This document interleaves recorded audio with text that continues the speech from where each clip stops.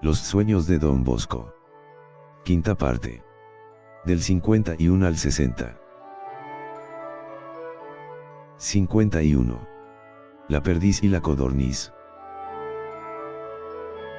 El 16 de enero de 1865, habló así Don Bosco a sus alumnos: quiero contarles un sueño que tuve anteayer. Me pareció encontrarme de viaje con todos mis alumnos actuales y con muchísimos más que llegaran a nuestras obras en los tiempos futuros. Llegamos a un campo lleno de árboles frutales y los alumnos desparramaron por todo el campo en busca de frutas. Unos comían higos, otros uvas, algunos comían duraznos y otros ciruelas. Yo estaba en medio de ellos y cortaba racimos de uvas y las repartía entre todos. Salimos de aquel campo y empezamos un camino muy difícil de andar. Estaba lleno de zanjas muy profundas y unas veces teníamos que subir, otras veces había que bajar y frecuentemente era necesario saltar.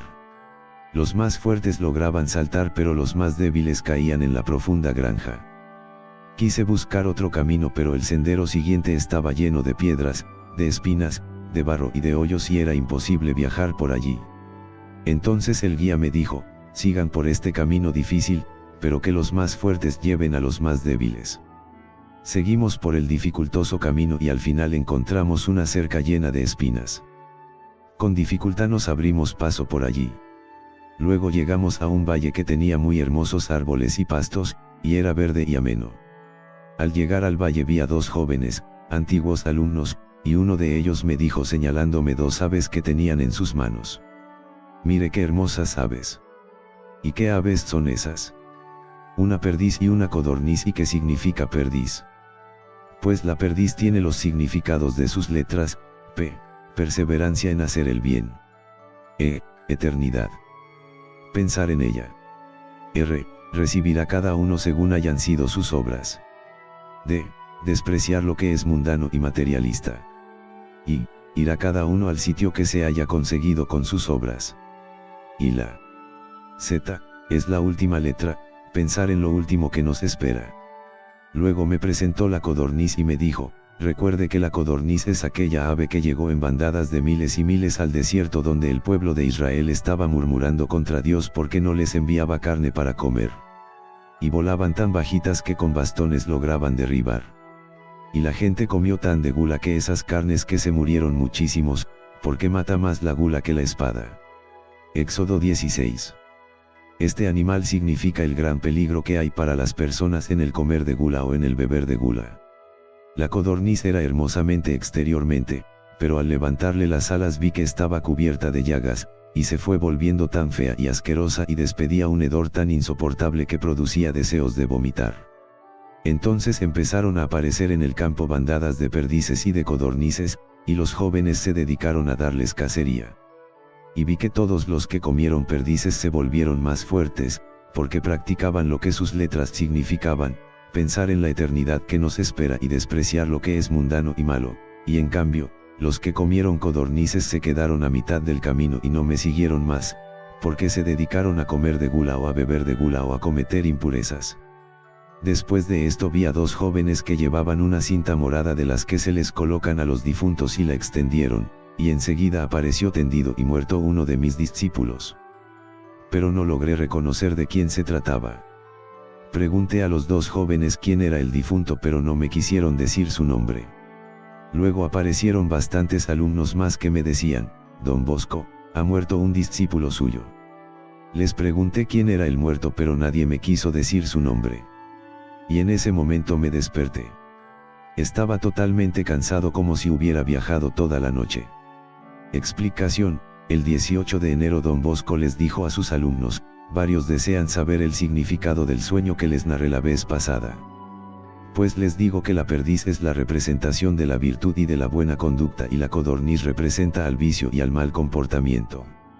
Y noten bien que la codorniz parecía muy hermosa por fuera pero por dentro debajo de las alas estaba llena de llagas y olía muy mal. Es la representación de quienes cometen pecados impuros. Por fuera parecen buenas personas, pero el alma la tienen asquerosa y repugnante. Y noté que algunos pudiendo comer codorniz, sin embargo no la quisieron aceptar. Son los que tienen ocasiones de ser viciosos, pero no aceptan cometer pecados. Otros en cambio alternaban, un rato comían perdiz y otro codorniz. Son los que a ratos se dedican a ser buenos, y a ratos son malos. Varios han venido a preguntarnos en cuál de los grupos los vi y se le he dicho. Los otros que quieran averiguar en qué estado vi su alma pueden venir en estos días y les responderé con mucho gas. El discípulo de Don Bosco que iba a morir pronto y del cual a nadie le quiso decir el nombre, era el padre Rufino, virtuoso sacerdote, puro como un ángel y estimadísimo por el santo, y que en esos días gozaba de perfecta salud pero que luego el 16 de julio murió improvisadamente.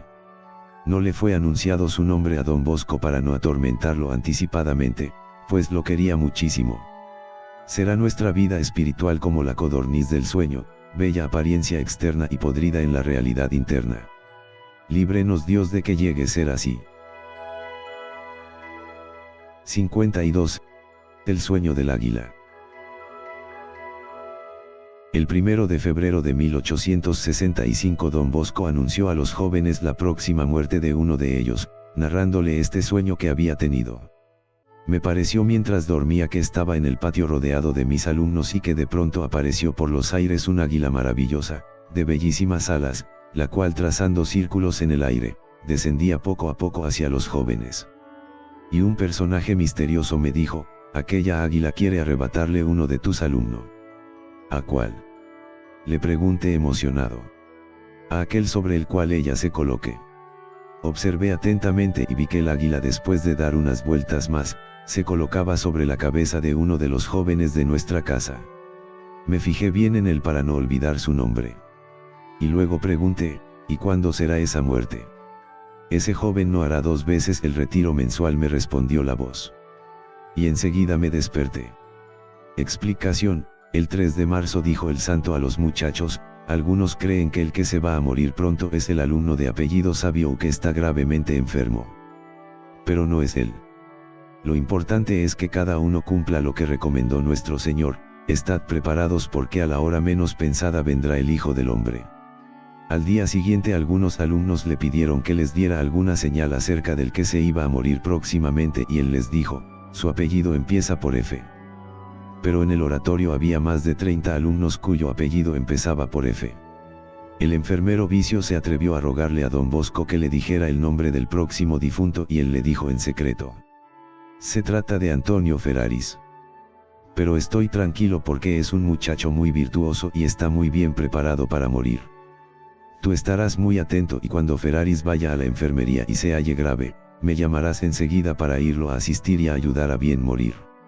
Y en aquellos días a Ferraris le dio un resfriado muy fuerte que se le fue convirtiendo en pulmonía. Fue llamado el médico el cual dijo que la enfermedad era sumamente grave y que podía ser mortal. Llegó la mamacita a visitarlo y le preguntó al enfermero Vicio, ¿podré volver a mi casa o será mejor que me quede junto a mi hijo? ¿Usted en qué disposiciones de ánimo se encuentra? Le preguntó el enfermero. Yo soy la madre y como tal siento mucho que mi hijo se me vaya a morir. Pero de todos modos yo acepto lo que nuestro Señor permita que suceda. Y si Dios permite que su hijo muera pronto, pues paciencia. ¿Qué vamos a hacer? Y empezó a llorar. Mire, Don Bosco dice que Antonio es muy buen muchacho y que se encuentra muy bien preparado para irse al cielo. Pues entonces me quedaré, y que haga Dios su santa voluntad. Dijo la madre enjugándose las lágrimas. Ya iba a llegar el día del segundo retiro mensual, y Don Bosco había anunciado que el que iba a morir no llegaría a ese segundo retiro. Por eso el enfermero Vicio le pidió a la mamá del niño que no se alejara. Antonio Ferraris murió el 16 de marzo santamente, y asistido por Don Bosco. El santo les anunció esta muerte a los alumnos de esta manera. Veo que muchos jóvenes están deseosos de saber cómo fueron los últimos momentos del compañero Ferraris, y con gusto les contaré los detalles. En su última enfermedad sufría mucho pero no perdía la paciencia. Cuando llegó de alumno aquí al oratorio me dijo, Don Bosco, yo estoy dispuesto a obedecer todo lo que usted me aconseje para volverme mejor. Cuando falte en algo, le pido el favor de que me corrija y con gusto haré caso a sus avisos. Yo le prometí que haría lo que me pedía, y cada vez que se equivocaba o fallaba en algo, le advertía y él me hacía caso muy obediente. Se puede decir que había aprendido a hacer caso en todo lo bueno que se le aconsejaba. y sus profesores dicen que era de los mejores alumnos de su clase.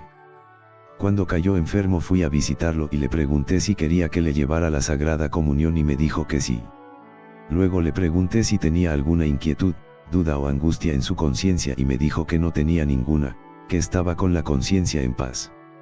Luego le pregunté si sentía gusto en ir pronto al paraíso y me respondió, sí, siento alegría en ir al paraíso, porque espero que allá veré al buen Dios, de quien me han hablado muy bien aquí en la tierra. ¿Y qué quieres que haga por ti? Que me ayude a salvar mi alma y que siga ayudando a todos mis compañeros para que cada uno logre conseguir la eterna salvación. Como me imaginaba que todavía faltaban unas horas para que se muriera, dispuse irme a mi habitación a escribir un rato, pero él con mucho afán y emoción, y casi sofocado por la pulmonía, me clamaba que no lo fuera a dejar solo en sus últimos momentos. Más tarde quise alejarme otra vez por unos minutos pero volvió a clamarme que no lo dejara solo, que deseaba que estuviera junto a él en la hora de la muerte. Le tomé el pulso y noté que ya casi no palpitaba. La pulmonía se agravaba y llegaba el fin. Después expiró serenamente, sin un lamento ni una queja. Es que tenía la conciencia tranquila y en paz. Qué hermoso que cada uno de nosotros pueda morir tan en paz con Dios como murió Ferraris. Yo creo que fue directamente al paraíso y con gusto cambiaría mi puesto por el que él tiene ahora en la eternidad. Algunos dicen que yo los asusto anunciando cuándo se va a morir alguno. Pero a Ferraris le sirvió el anuncio para prepararse mejor. De todos modos, para evitar sustos no anunciará más las muertes que van a suceder. Los alumnos gritaron, sí, padre, anuncie siempre, que eso nos hace mucho bien. 53. Las flores y el gatazo. Soñé que estaba en el patio rodeado de mis alumnos y que cada uno tenía en la mano una flor. Unos tenían una rosa, otros una azucena, algunos tenían una violeta, y muchos una rosa y un lirio juntamente.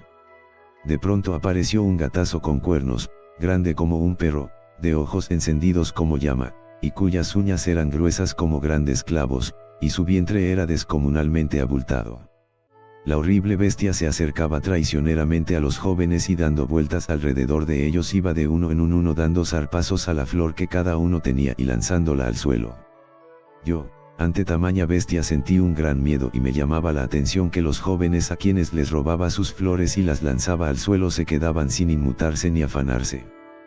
Cuando me di cuenta de que el gatazo se dirigía hacia mí para robarme también mis flores, quise salir corriendo pero una voz me dijo, no huya.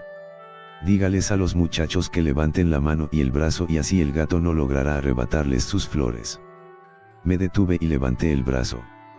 El gatazo hacía inmensos esfuerzos por arrebatarme las flores que yo tenía en la mano, pero como él era tan pesado y barrigón, caía torpemente a tierra. Y me fue dicho que la azucena o lirio que llevamos en la mano es la santa virtud de la pureza o castidad, a la cual el diablo le hace guerra continuamente.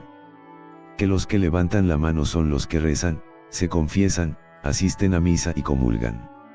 Y que los que no levantan la mano y se dejan robar sus flores son los que comen y beben de gula y se pasan tiempos sin hacer nada, sin dedicarse seriamente al estudio y a los trabajos que tienen que hacer. Que se quedan sin levantar la mano y son robados por el diablo los que se dedican a las malas conversaciones o a leer libros malos o revistas impuras, y los que no hacen mortificaciones ni sacrificios, y no evitan las ocasiones de pecar. Jesús decía, ciertos malos espíritus no se alejan sino con la oración y el sacrificio. Les recomiendo a todos que levanten su brazo rezando con devoción cada mañana y cada noche, confesándose frecuentemente y comulgando con fervor, haciendo cada día una visita a nuestro Señor en el Santísimo Sacramento en el templo, rezando el Santo Rosario y dedicándose con esmero al estudio y a hacer cada uno lo que tiene que hacer. Esto hará que la santa virtud de la castidad y de la pureza se logre conservar, por más ataques que el diablo emprenda contra ella. 54. Los monstruos y los jóvenes. En 1865 estaba hospedado en la casa del señor obispo de Cuneo y tuve allá el siguiente sueño. Me pareció estar viendo jugar en el patio a un gran número de jóvenes con entusiasta animación. Esto me alegraba mucho porque cuando los jóvenes juegan con toda su alma entonces el demonio tiene poca ocasión para atacarlos. Pero de pronto se hizo un profundo silencio y apareció en la puerta un monstruo horriblemente feo que caminaba con la cabeza baja y como preparándose para lanzarse al ataque. Enseguida aparecieron por el patio muchos monstruos como el anterior pero más pequeños, y los muchachos fueron quedando acorralados contra las paredes y muchos jóvenes quedaron tendidos por tierra y como muertos. Ante aquella escena tan dolorosa lancé un grito tan fuerte que me desperté, y se despertaron también el señor obispo y sus familiares y su vicario, asustados ante semejante grito. Yo creo que ese monstruo es el demonio o el pecado y que sus compañeros son las tentaciones y deseo de hacer el mal. Contra estos enemigos les aconsejo dos remedios: la comunión bien hecha y visitas frecuentes a Jesús en la Santa Eucaristía en el templo. Quieren que el Señor les conceda muchos favores. Visítenlo frecuentemente en el templo. Quieren que sean pocos los favores que les concede. Pues entonces visítenlo pocas veces. Quieren que el demonio los asalte. Pues dejen de visitar a nuestro Señor en el templo. Pero desean que el espíritu del mal huya de ustedes. Visiten frecuentemente a Jesús en la Eucaristía. La visita al Santísimo Sacramento es un medio muy valioso y muy necesario para alejar y vencer a los enemigos del alma. 55. El proyector mágico. Narrado el 1 de mayo de 1865, soñé que estaba en un templo muy lleno de jóvenes pero que eran muy pocos los que se acercaban a comulgar. Junto al sitio donde la gente pasa a comulgar vi a un hombre largo y negro y muy largo, con cuernos en la cabeza, y que llevaba en la mano un proyector mágico para distraer a los que allí llegaban. A uno le mostraba en el proyector el patio lleno de juegos y le hacía contemplar su deporte favorito, a otros le mostraba allí en el proyector la casa de sus familiares y los paseos de vacaciones y las diversiones que había tenido. A algunos les hacía recordar las derrotas que habían sufrido en los deportes y las victorias que probablemente podrían tener en el futuro, a varios les presentaba en su proyector las tareas que tenían que hacer, las previas y exámenes que se avecinaban y los libros que había que leer. A otros les presentaba la merienda que iban a comer después y el dinero que tenían por ahí para gastar. Y no faltaban jóvenes a los cuales les presentaba en su proyector los pecados pasados, y así los detenía y no los dejaba pasar a comulgar. Yo creo que este sueño quiere decir que los enemigos del alma hacen todo lo posible por distraer a cada uno cuando está en el templo y cuando está rezando, para robarle los premios que iba a conseguir rezando bien y comulgando con fervor. Es necesario romperle el proyector al diablo, y no ser de esos embobados que se quedan mirando lo que él les presenta y así no rezan ni comulgan. Hay que mirar de vez en cuando el crucifijo y pensar lo que Jesús sufrió por nosotros y recordar que dejar la comunión es lo mismo que echarse en brazos del demonio. 56. Las ofrendas de la Virgen y su significado. El 30 de mayo de 1865 contó don Bosco el siguiente sueño: contemplé un gran altar dedicado a la Virgen y muy hermosamente adornado. Vi a todos mis discípulos avanzando en procesión hacia él. Cantaban una canción a la Virgen, pero no todos del mismo modo. Unos cantaban con exactitud y muy afinados y con hermosa voz. Otros cantaban con voz ronca y desentonados y fuera de tiempo. Había algunos que estaban callados sin cantar. Y varios se salían de la procesión y se iban a otros sitios, y varios bostezaban aburridos y sin fervor. No faltaban quienes ponían zancadillas a los otros y se reían burlonamente. Todos llevaban regalos para ofrecérselos a la Virgen Santísima. Cada uno tenía en sus manos un ramo de flores, unos más grandes, otros más pequeños. Unos llevaban rosas, otros claveles, otros violetas. Pero algunos llevaban regalos muy raros. Por ejemplo, uno llevaba una cabeza de cerdo. Otro un gato. Alguien llevaba un plato lleno de sapos, otro un conejo y alguno llevaba un corderito. Junto al altar de la Virgen había un hermoso joven con alas, probablemente es el ángel que protege nuestra obra, y este joven iba recibiendo la ofrenda que cada uno llevaba.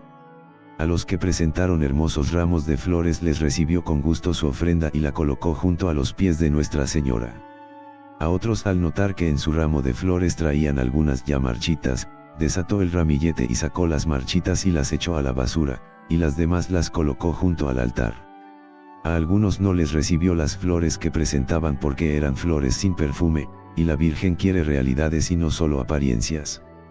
Los ramilletes de flores de algunos tenían espinas y clavos entre las flores. El ángel quitó las espinas y clavos antes de colocar las flores junto a la reina del cielo. Cuando llegó el que llevaba un cerdo, el ángel le dijo: ¿Cómo te atreves a presentar ese regalo? ¿No sabes que el cerdo representa los pecados de impureza, y que María es la más pura de todas las criaturas? Retírate y no presentes esa ofrenda. Llegaron los que llevaban un gato y el ángel les dijo: retírense. ¿No saben que el gato representa a los que roban? Eso significa que se dedican a quitar cosas, dineros, libros, alimentos, etc., y que malgastan el dinero que sus padres pagan por ellos, porque no estudian, y destrozan sus vestidos sin importarles lo que cuestan. Y los hizo apartarse a un lado. Llegaron luego los que llevaban platos con sapos y el ángel les respondió: los sapos representan a los que dan escándalos y malos ejemplos a los demás. La Virgen Santísima no recibe esas ofrendas y se retiraron avergonzados. Luego avanzaron unos con un puñal clavado en el corazón. Significan los que reciben sacramentos estando en pecado mortal. El ángel les dijo: no se dan cuenta de que llevan la muerte en el alma, tienen nombre de vivos pero están muertos, dice el Apocalipsis. Por favor, que les quiten ese cuchillo del corazón. Y estos fueron también colocados aparte y lejos del grupo. Enseguida llegaron los demás que llevaban conejos, corderos, pescado, uvas y nueces. El ángel recibió todo y lo puso junto al altar y después de separar los buenos de malos se hizo formar ante el altar a todos aquellos cuyas ofrendas sí habían sido aceptadas. Y con tristeza del alma pude notar que el número de los que no habían sido aceptados era más numerosos de lo que yo me había imaginado. Y aparecieron por lado y lado del altar dos ángeles trayendo cada uno una canasta llena de hermosísimas coronas de rosas, pero eran rosas del cielo que no se marchitan y que significan la inmortalidad. Y a cada uno de aquellos a quienes sí les había sido aceptadas sus ofrendas, le fue colocada una de esas coronas en su cabeza. Las coronas eran supremamente hermosas y yo veía que allí desfilaban para ser coronados no solamente los discípulos que ahora tengo sino los discípulos que tendrán nuestras obras en tiempos futuros. Y enseguida sucedió algo impresionante, había jóvenes de rostro nada simpático y que no eran agradables ni atrayentes en su presentación externa, y a estos les correspondieron las coronas más ricas y hermosas, porque lograron conservar mejor su pureza o castidad. Otros tenían también esta virtud pero en grado inferior. Muchos otros recibieron coronas por su obediencia, por su humildad, o por su amor de Dios. Cada uno recibía una corona proporcionada a los esfuerzos que había hecho por portarse bien. El ángel les dijo: han recibido estas coronas como premio a su buen comportamiento. Esfuércense cada uno para lograr que los enemigos del alma no le roben su corona. Hay 3 medios para conservarlas. 1. Ser humildes. 2. Ser obedientes. 3. Esmerarse por conservar la virtud de la pureza. Estas 3 virtudes, humildad, obediencia y pureza, los harán agradables ante la Virgen María y les conseguirán una corona infinita de premios en el cielo. Los jóvenes que no habían sido coronados desaparecieron y los que sus recibieron coronas empezaron a cantar un himno a la Virgen con voz tan fuerte que yo me desperté. Recuerdo muy bien quiénes sí fueron coronados y en qué virtud sobresalían, y quiénes fueron rechazados y por qué. Pueden pasar en estos días y le diré a cada uno en qué estado vi su alma en el sueño, y qué es lo que debe hacer para que la Virgen Santísima le acepte sus ofrendas. Mientras tanto les doy estas explicaciones. Todos llevaban flores a la Virgen, pero noté que casi todos tenían espinas entre sus flores. Y me fue dicho que esas espinas representan a la desobediencia, no hacer lo que hay obligación de hacer, y dedicarse a hacer lo que está prohibido, llegar tarde y no cumplir los propios deberes. ¿Has visto a alguno que cumpla bien sus deberes de cada día? Ese no quedará entre los últimos. Ese será de los primeros. Pero el desobediente no será coronado, dice el libro de los Proverbios. Otros llevaban entre sus flores un clavo. Y con clavos fue crucificado Jesucristo. San Pablo dice que el que peca crucifica de nuevo a Jesucristo. Clavos son los pecados que se cometen y no se combaten. Se empieza por pequeñas faltas y se va llegando a cometer pecados graves. El que es infiel en lo poco, también será infiel en lo grande, decía nuestro Señor. Muchos llevaban flores sin perfume. Son las obras buenas que se hacen sin querer apartarse del pecado o que se hacen por ser vistos y ser felicitados y no por agradar a Dios. Esas obras buenas son rechazadas. Dice el Salmo 49, el Señor Dios dice al pecador obstinado, ¿por qué andas diciendo que me amas, tú que desprecias mis mandatos y no los quieres cumplir? Te acusaré de esto y te lo echaré en cara. Pero el ángel permitía que los que quisieran fueran y arreglaran sus ramilletes y les quitaran las espinas y los clavos y las flores sin perfume y volvían, y entonces sí se les aceptaba su ofrenda. Así que cada uno puede proponerse enmendar sus errores y malos comportamientos y entonces sí eran aceptadas sus ofrendas. 57. El sueño de la inundación. El 1 de enero de 1866 Don Bosco habló así al alumnado: soñé que me encontraba cerca de un pueblo parecido a Castelnuovo. Los jóvenes jugaban alegremente en un campo, cuando de pronto se vio aparecer en el extremo de la llanura una gran inundación, que crecía por momentos y amenazaba ahogarnos a todos. Era que el río Po se había desbordado y sus olas llegaban como grandes ríos. Nosotros corrimos a refugiarnos en un edificio viejo y alto que había servido antes de molino. Las aguas subían más y más, nosotros teníamos que ir ascendiendo hacia los pisos superiores de aquella edificación. Todos los alrededores eran un inmenso lago. Ya no se veían bosques ni pueblos, ni ciudades, sino agua y más agua. Ante tan terrible peligro y viendo que no se encontraba cómo librarnos de aquella inundación, empecé a animar a mis discípulos diciéndoles que pusiéramos toda nuestra confianza en la ayuda de Dios y en la bondad de nuestra querida Madre María. El agua subió hasta el techo de aquella habitación y nosotros estábamos llenos de terror, cuando de pronto apareció una enorme barca, flotando cerca del sitio donde estábamos. Cada uno quería ser el primero en saltar a la barca para librarse de ser devorado por las aguas, pero ninguno se atrevía porque no la podíamos acercar a la casa. Solamente había un medio que nos podía permitir llegar hasta la barca, era un enorme tronco de árbol, largo y estrecho. Pero pasar sobre él resultaba peligroso, pues un extremo del árbol estaba apoyado en la balsa que no dejaba de moverse al impulso de las olas. Me llené de valor y pasé primero por sobre aquel tronco y llegué a la barca y luego encargué a algunos sacerdotes clérigos que unos se dedicaron a apoyar a los que se subían sobre el tronco y otros desde la barca les dieron la mano a los que venían llegando. Pero, caso curioso, los sacerdotes y clérigos se cansaban muy pronto de aquel trabajo y se desanimaban por tanto cansancio. Entonces me dediqué también yo a ayudar a pasar gente, pero muy pronto quedé rendido de cansancio. Y sucedió que muchos jóvenes, dejándose llevar por la impaciencia, improvisaron un nuevo puente con una tabla y se dispusieron a pasar por allí, con gran peligro de caerse al agua. Yo les gritaba: cuidado, por favor. Deténganse, que se van a caer a las aguas. Pero no me hicieron caso y muchos de ellos perdieron el equilibrio antes de llegar a la balsa, cayeron y fueron tragados por aquellas malolientes y turbulentas aguas, y no los volvimos a ver más. Y la tabla que les servía de puente se hundió también con todos los que pasaban por allí. La cuarta parte de nuestros jóvenes sucumbió por seguir sus propios caprichos. Yo logré acercar la barca hacia el edificio y entonces el padre Cagliero, con un pie en la ventana y el otro en el borde de la barca, empezó a hacer pasar a los jóvenes que todavía quedaban allí en esa edificación y los ayudaba a ponerse en seguro. Muchos jóvenes se habían subido al techo y estaban allí arrimados unos a otros llenos de temor. Yo les dije que se encomendaran a Dios y que bajaran por sobre el tejado, entrelazados los brazos unos con otros para no rodar. Me obedecieron y como la barca estaba pegada al edificio, con la ayuda de los compañeros los hicimos llegar a todos a la barca. En nuestra embarcación había unas buenas canastas de pan. Cuando todos estuvimos en la barca, tomé el mando de la misma y dije a los jóvenes: María es la estrella del mar. Ella no abandona a los que confían en su protección. Pongámonos todos bajo su manto, la Virgen nos librará de los peligros y nos llevará a puerto seguro. Después dejamos que la nave fuera llevada por las olas y empezó a moverse alejándose de aquel lugar. Yo me acordaba de aquella frase del libro de los Proverbios: es como nave que viene de lejos trayendo el pan, Proverbios 31 horas y 13 minutos.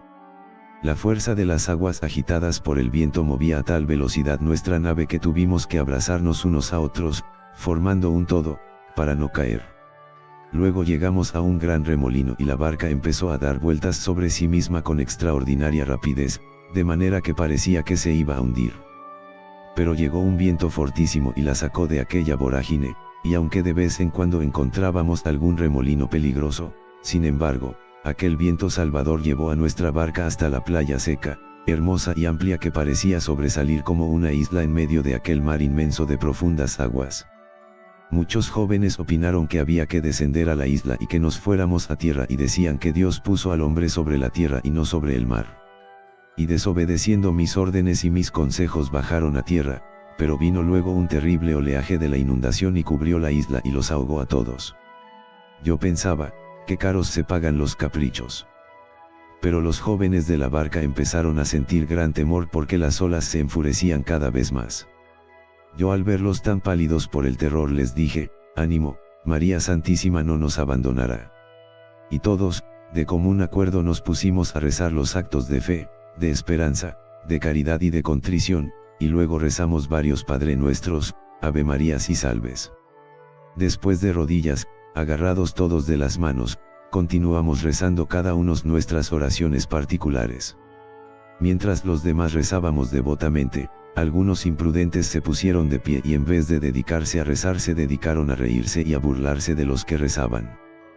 Pero de pronto la barca dio un frenazo, giró con gran rapidez sobre sí misma y un viento violentísimo lanzó a aquellos imprudentes hacia las profundas aguas. Eran unos 30 y ya no los volvimos a ver.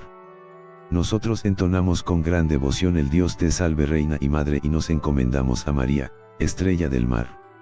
Sobrevino una gran calma. La nave, cual pez gigantesco continuó avanzando sin saber nosotros hacia dónde nos llevaría. Allí se trabajaba mucho tratando de salvar el mayor número de vidas que fuera posible. Se hacían todos los esfuerzos por tratar de que ninguno cayera al agua, y si alguno caía a las olas nos esforzábamos entre todos por salvarlo del ahogamiento. Algunos imprudentes se asomaban demasiado al borde de la barca y caían al agua, y había algunos jóvenes tan descarados que invitaban a sus compañeros a acercarse al borde de la barca y cuando ya estaban allí, los empujaban y los hacían caer al agua. Varios sacerdotes se consiguieron unas cañas largas y unos lazos provistos de salvavidas, y cuando escuchaban la voz de auxilio de alguno que había caído a las aguas, le alargaban la caña para que se prendiera de ella, y volviera a la barca o le lanzaban el lazo para que se lo amarrara a la cintura y así lo pudieran atraer hacia la embarcación.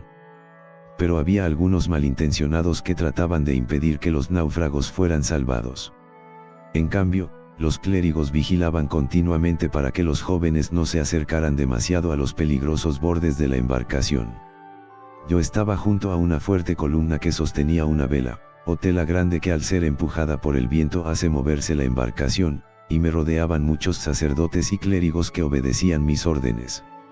Mientras todos obedecían, el viaje transcurrió en paz, alegría y tranquilidad, pero de pronto algunos empezaron a sentirse descontentos de estar allí, les parecía demasiado incómoda la barca y decían que era mejor buscar tierra lo antes posible. Murmuraban diciendo que los alimentos se nos acabarían y que no tendríamos después con qué comer. Discutían y me desobedecían. Yo trataba en vano de calmarlos y animarlos. Y entonces aparecieron otras barcas que viajaban en dirección distinta a la de la nuestra y el grupo de rebeldes e imprudentes dispuso tender unas tablas sobre las aguas y pasarse a esas barcas.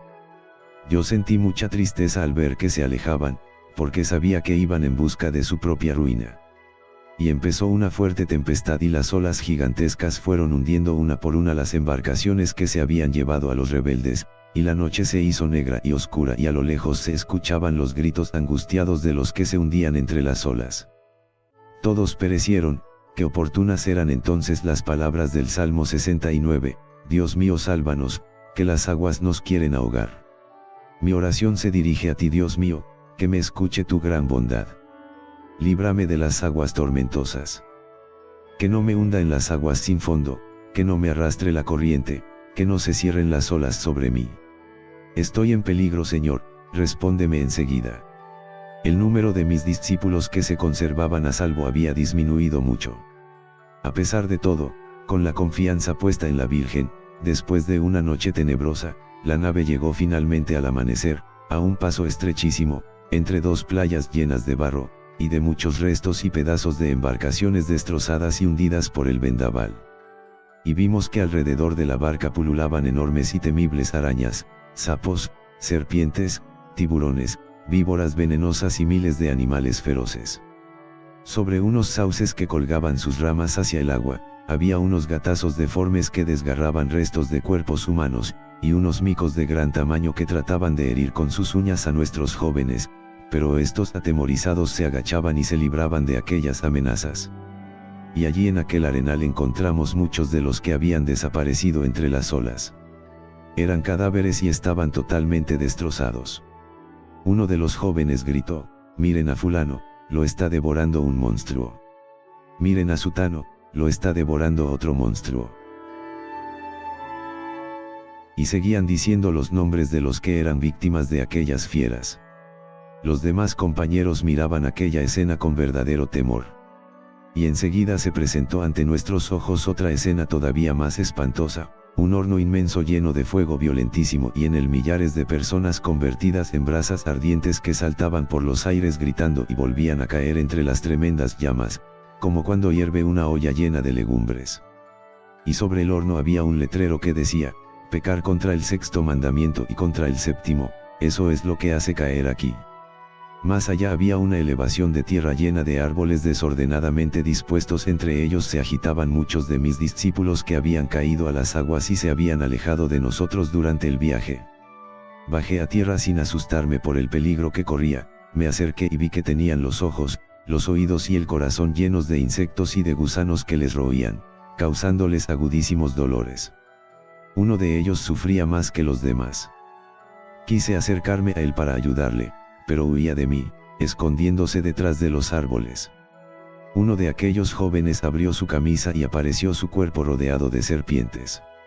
Otro llevaba serpientes junto a su corazón. Les señalé a todos ellos una fuente de aguas termales curativas, y los que fueron a bañarse allí quedaron curados de todas sus heridas y subieron otra vez a la barca. Pero varios de los heridos no quisieron hacerme caso y no fueron a bañarse a las aguas curativas, y allí se quedaron. La balsa, empujada por el viento, atravesó aquel estrecho y entró de nuevo en la inmensidad de las aguas. Como recordaba entonces lo que dice el Salmo 106, estaban enfermos por sus maldades y por sus culpas eran afligidos, pero clamaron al Señor Dios en su angustia, y Él los libró de sus tribulaciones. Dios hizo aparecer un viento tormentoso que alzaba las olas a lo alto y hacía subir mucho y luego bajar hacia el abismo, y los navegantes se tambaleaban y su vida se marchitaba, pero clamaron al Señor en su angustia, y Él los sacó de su tribulación. Apaciguó la tormenta y la convirtió en suave brisa, calmó las olas del mar y los condujo al deseado puerto de la paz. Esta descripción se cumplió en nosotros. Entonamos un canto a la Santísima Virgen por habernos protegido tanto, y al instante, como si la Reina del Cielo les hubiera traído una orden, se suavizó el viento y se aquietó el mar, y la balsa empezó a deslizarse suave y rápidamente sobre las tranquilas aguas.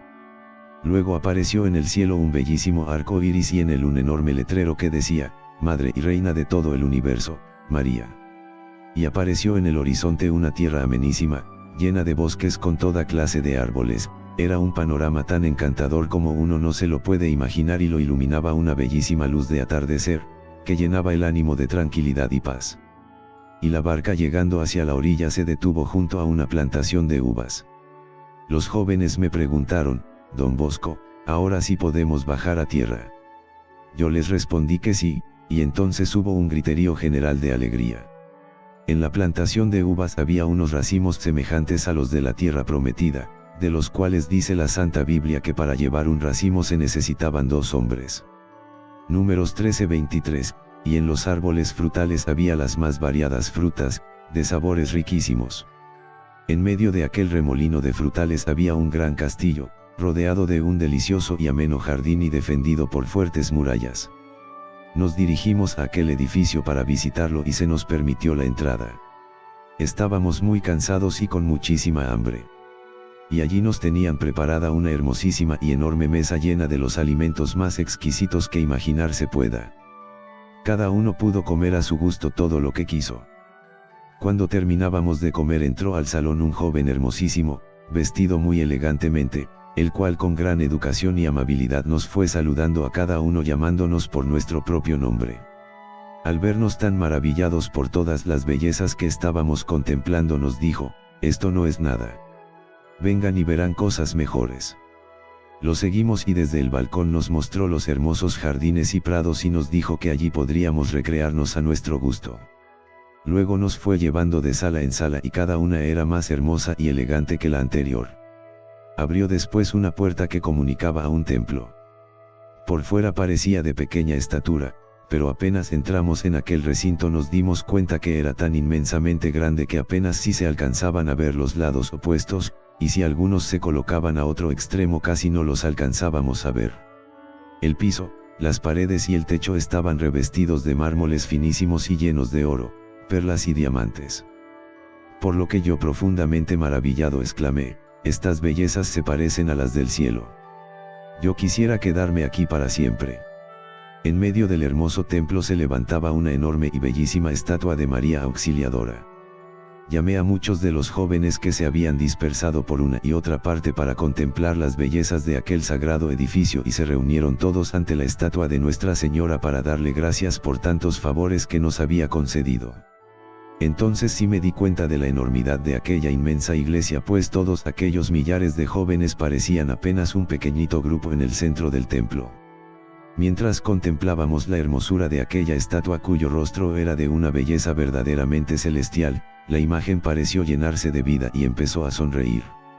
Y entonces se levantó un murmullo entre los jóvenes, llenándose sus corazones de una emoción incontenible y empezaron a exclamar, la Virgen se mueve. La Virgen mueve los ojos.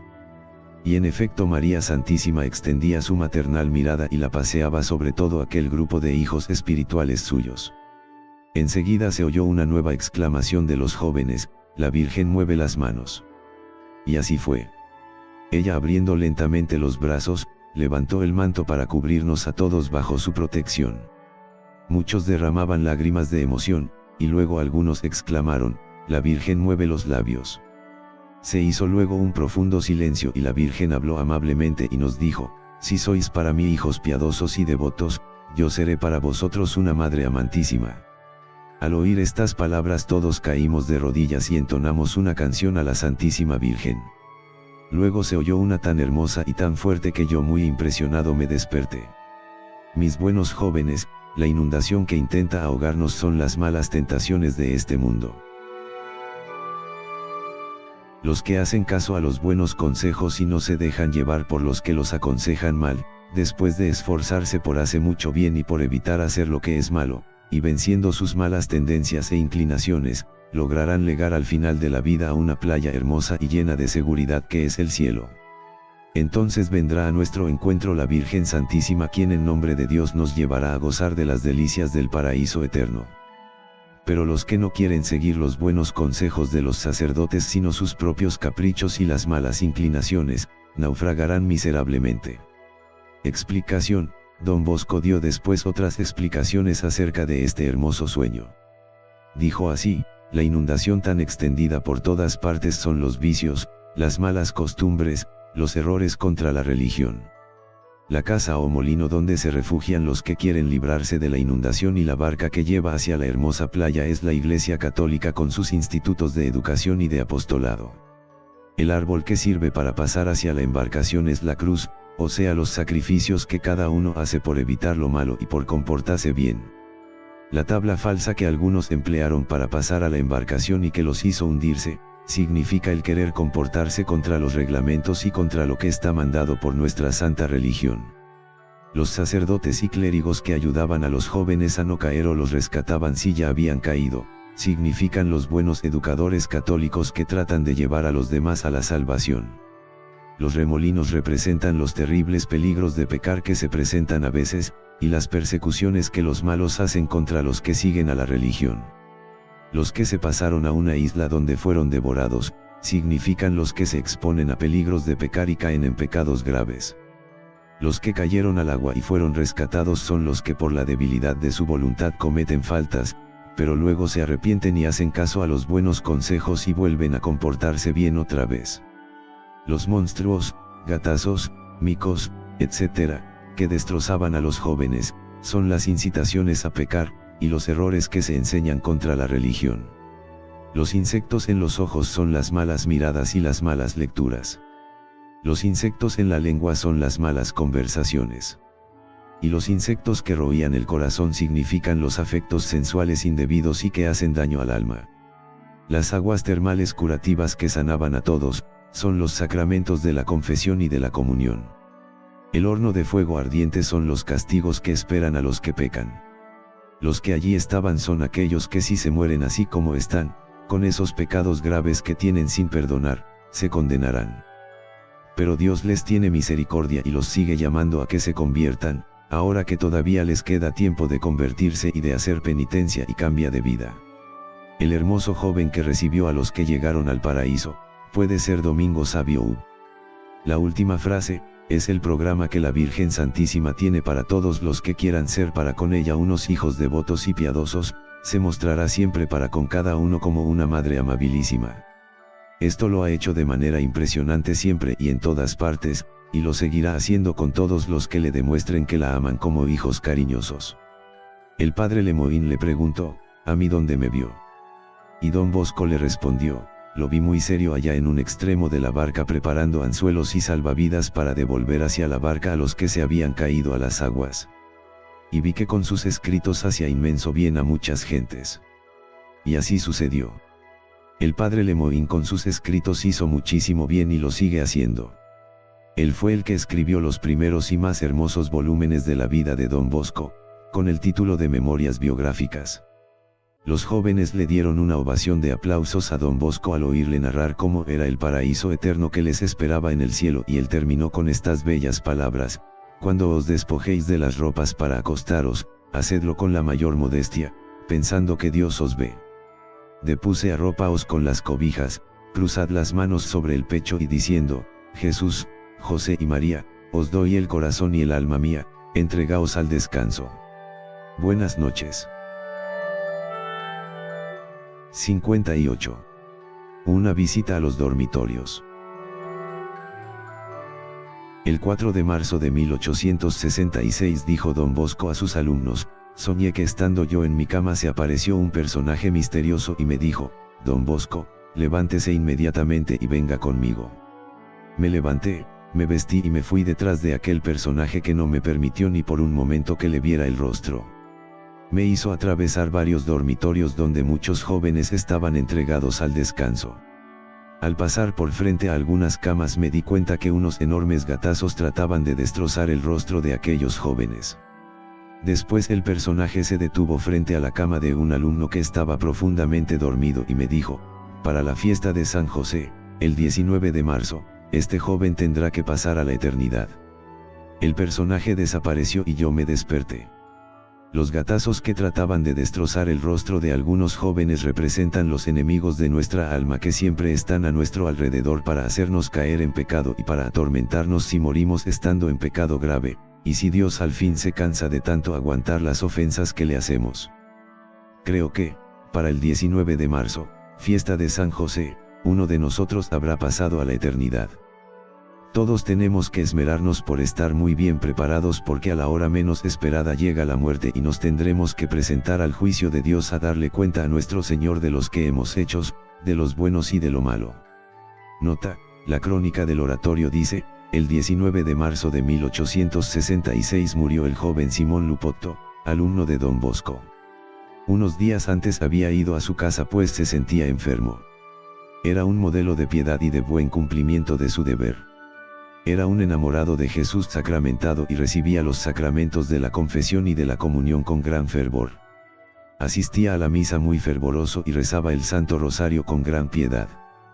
Parecía un San Luis y soportó con gran paciencia su última enfermedad.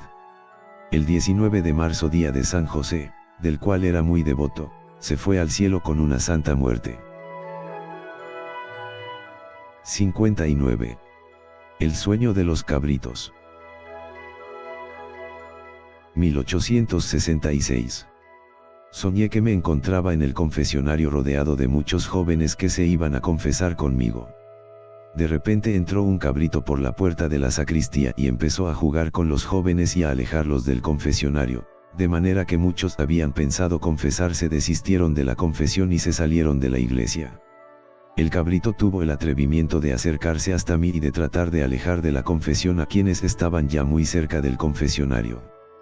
Yo disgustado le di un fuerte puñetazo, le partí un cuerno y lo hice salir corriendo. Luego soñé que me revestía para celebrar la Santa Misa y que al empezar el santo sacrificio entraba en la iglesia una multitud de cabritos, y que en el momento de la comunión los cabritos se fueron de banca en banca distrayendo a los alumnos para que no pasaran a comulgar. Y consiguieron que muchos no comulgaran. Estos cabritos son los enemigos del alma que con distracciones y afectos desordenados alejan a las personas de la confesión y de la comunión. 60. Las espadas y los números. 1866. Soñé que pasaba frente a las camas de los alumnos que dormían y que sobre cada alumno veía una espada colgada, la muerte, y en la cabecera de cada uno había un número que indicaba los años que va a vivir en la tierra. Muchos jóvenes fueron a preguntarle qué había visto junto a su cama. A uno le dijo, cuando cumplas los 60, prepárate a partir para el otro mundo. Y así sucedió, murió 45 años después, cuando acababa de cumplir los 60 años. El jovencito Tomatis le preguntó si le quedaba todavía mucho tiempo de vida y don Bosco le respondió, te podría decir el tiempo exacto de vida que te queda, pero no te conviene. No te preocupes, vivirás largos años y serás sacerdote de don Bosco y gastarás mucho tiempo salvando almas. El joven estaba en primer año de bachillerato. Después de muchas dudas y peligros llegó a ser sacerdote de la comunidad fundada por don Bosco. Como misionera en América estuvo varias veces en gravísimos peligros de muerte arrastrado por las corrientes de los ríos, y se libró milagrosamente de esos peligros. Por 37 años fue sacerdote misionero en América.